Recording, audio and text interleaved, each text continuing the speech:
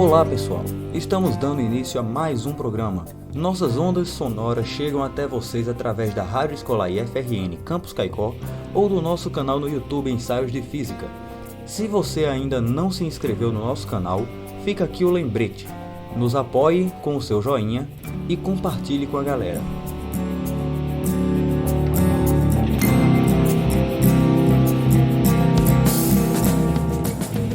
Olá pessoal, tudo bem? Aqui quem fala é Aleph e hoje eu vou falar um pouco sobre o pêndulo para vocês. Bom, o pêndulo foi criado no século XVII por Galileu Galilei, um gênio que era nada mais nada menos do que um físico, matemático, astrônomo e filósofo. Quando ele era jovem, se dedicava a ser padre, mas acabou fracassando como seminarista. E então foi para a Universidade de Pisa para cursar medicina. E devido aos grandes questionamentos incomuns que ele tinha, ele acabou criando muitas inimizades lá. Galileu ele se interessava muito em entender o movimento e a queda dos objetos, como também de observar astros e tentar provar que o heliocentrismo estava certo, que é o modelo onde a Terra gira em torno do Sol, que é o que nós acreditamos hoje em dia. No entanto, líderes religiosos o prenderam porque na época o modelo defendido era o geocentrismo, o modelo onde a Terra está no centro do universo e os demais astros giram em torno dela, e ninguém podia discordar da igreja naquela época.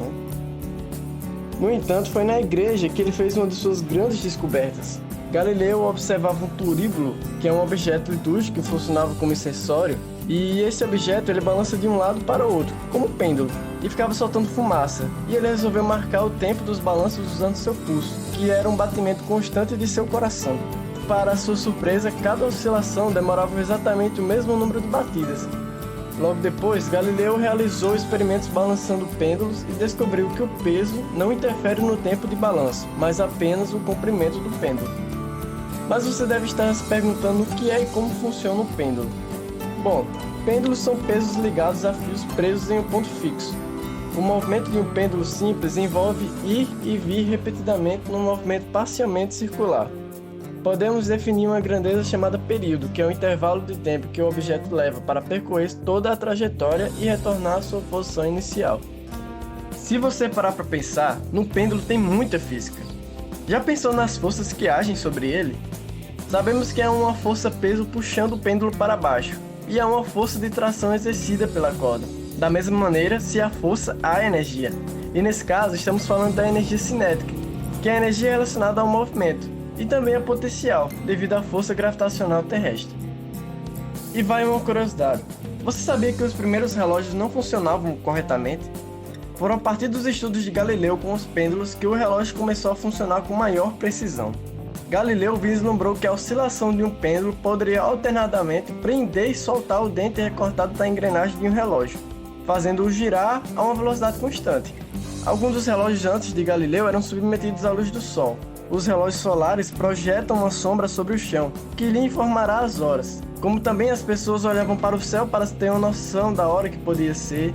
Porém, como já foi dito, não se tinha uma precisão na hora exata como temos hoje. Eram muito usados os relógios submetidos à areia, como é o caso das ampulhetas, só que, no entanto, esses eram muito usados como temporizadores, e não como marcador de horas exatamente. Mas não era apenas com areia, existiam também as clepsydras, que eram à base de água ou azeite. Existem relógios à base de outros materiais também, como fogo e vela, mas são menos usados nos tempos atuais por não serem tão precisos. Com esses estudos, Galileu começou a marcar o tempo. No começo, ele percebeu que para duplicar o período de oscilação, ele tinha que quadruplicar o comprimento do fio. E se a gente dividir o comprimento por 4, o tempo diminui para a metade. E com isso, ele sugeria aos seus professores que os médicos poderiam usar um pêndulo como marcador especial para medir o pulso dos pacientes, já que as doenças geralmente aceleram a pulsação. A invenção de Galileu os ajudava a medir a pulsação com precisão. Contudo, somente aos 77 anos e já cego, que ele pensou em utilizar a oscilação constante do pêndulo para manter um relógio funcionando corretamente. Seu filho Vicenzo esboçou o relógio de pêndulo como seu pai lhe havia descrito e depois da morte do pai, ele construiu um modelo, mas não conseguiu fazê-lo funcionar. Apenas 6 anos depois foi que um cientista holandês chamado Christian Huygens construiu o primeiro relógio de pêndulo que realmente funcionava com base nos estudos e nas tentativas de Galileu e seu filho. Graças à ideia de Galileu, O mundo se manteve na hora certa por 3 séculos. Os pêndulos balançaram dentro da maioria dos relógios até a invenção do primeiro modelo eletrônico, em 1929. Nos tempos atuais, existem vários tipos de relógios, como o de quartzo, que dentro desses relógios há um cristal de quartzo que gera pequenas vibrações e impulsos elétricos, que quando colocado sob uma pressão física é capaz de regular a frequência de uma corrente alternada. Há também um relógio atômico, que é o mais preciso para a medição do tempo hoje em dia.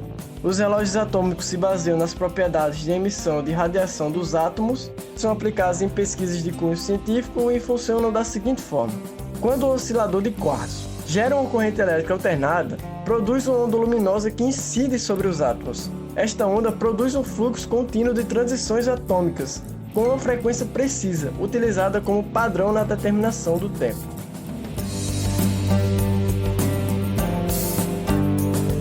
Então, galera, muito obrigada pela sua audiência. Espero que tenham gostado. Vamos saindo aqui pela tangente e até o próximo ensaio.